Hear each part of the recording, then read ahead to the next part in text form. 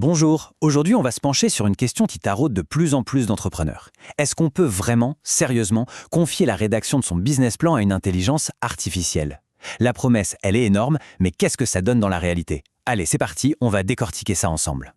On va commencer par une question simple, une question que toute personne qui a une idée de projet s'est déjà posée. On a cette étincelle, cette vision, mais juste après, il y a souvent une sorte de mur qui se dresse. C'est quoi ce mur? Eh oui, le fameux business plan, ce document qui semble si essentiel mais qui est aussi perçu comme une montagne de travail long, compliqué et pour être honnête un peu intimidant. C'est souvent l'étape qui fait caler les moteurs avant même d'avoir démarré. Mais voilà, la technologie évolue. Et face à ce défi, un nouveau genre d'allié fait son apparition, le copilote basé sur l'IA. Aujourd'hui, on va s'intéresser de plus près à l'un d'entre eux qui s'appelle VentureKit. Alors là, la promesse, elle est on ne peut plus claire. VentureKit ne se présente pas juste comme une petite aide à la rédaction, non. Il se positionne carrément comme celui qui écrit le plan à votre place.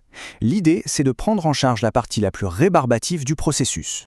Bon alors, qu'est-ce qu'un outil comme ça nous promet, concrètement? Au-delà du simple texte, les avantages mis en avant sont clairement faits pour séduire les porteurs de projets qui n'ont pas de temps à perdre. Et regardez ce qui est proposé. On ne parle pas juste d'un document Word. L'outil promet un package complet, le business plan lui-même bien sûr, mais aussi les prévisions financières, le fameux pitch deck pour aller voir les investisseurs, et même un suivi après le lancement. C'est assez impressionnant, il faut le dire. Et là, attention, c'est l'argument massu. VentureKit avance que l'utilisation de son outil pourrait tout simplement tripler les chances d'obtenir un financement. C'est une affirmation qui pèse lourd, parce que ça touche directement au nerf de la guerre de n'importe quel projet. Et le clou du spectacle, c'est ça, la rapidité. Toute cette puissance, toute cette structure ne prendrait pas des semaines, ni même des jours, mais seulement quelques minutes. C'est vraiment ça, l'argument central, un gain de temps absolument colossal. D'accord, la promesse est vraiment séduisante. Mais comme toujours, il faut gratter un peu la surface. C'est le moment de passer en mode critique et de se poser les questions qui fâchent, celles qu'il faut absolument avoir en tête avant de sauter le pas. Et on arrive au cœur du problème. Il y a une tension fondamentale ici. D'un côté, on a l'IA, avec sa connaissance encyclopédique mais générique. Et de l'autre, on a l'entrepreneur, avec sa connaissance ultra pointue de son marché, de sa niche. Pour faire simple, on pourrait dire que l'IA connaît la théorie par cœur, mais c'est l'humain qui connaît le terrain. Et cette tension, elle nous amène à une petite checklist mentale. Avant de confier les clés de son projet à une IA, il y a des questions incontournables. Est-ce que l'outil est vraiment adaptable si on sort des sentiers battus? Est-ce que ses prévisions financières sont crédibles si on n'injecte pas nos propres données locales? Et les questions plus terre-à-terre, ça coûte combien au final? Et surtout, est-ce que mes données sont en sécurité?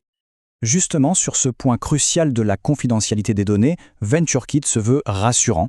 L'entreprise dit noir sur blanc qu'elle ne partage pas les données et ne les utilise pas pour entraîner son modèle sans permission. C'est un point fondamental, mais ça ne dispense jamais de lire les petites lignes, bien sûr. Alors au final, quel est le verdict? Après avoir mis tout ça dans la balance, comment est-ce qu'on doit considérer ces nouveaux outils? Faut-il foncer tête baissée ou s'en méfier comme de la peste? En fait, la meilleure manière de voir les choses, c'est de considérer ces outils comme des boosters. Ils ne sont pas là pour réfléchir à notre place. Leur vrai super pouvoir, c'est de nous donner une grosse impulsion de départ, de dégrossir le travail pour nous fournir une fondation saine sur laquelle on va pouvoir construire. Concrètement, ça donne quoi cette méthode booster? On peut la voir en 3 temps. D'abord, on laisse la machine faire ce qu'elle fait de mieux, générer la structure, le squelette. Ensuite, et c'est l'étape la plus importante, on intervient pour injecter notre propre savoir, nos données, notre vision. Et enfin, le temps qu'on a gagné sur la forme, eh bien, on le réinvestit là où ça compte vraiment, sur le fond, sur la stratégie. Pour conclure, soyons clairs, ces outils sont puissants, c'est une évidence. Ils peuvent générer un business plan qui a l'air parfait sur le papier, mais la vraie question, celle qui nous ramène les pieds sur terre, c'est celle-là. Un plan, aussi bien écrit soit-il, ne reste qu'une théorie. Le véritable test, le seul qui compte, c'est la confrontation avec le premier client. Et ça pour l'instant, aucune IA ne peut le faire à notre place.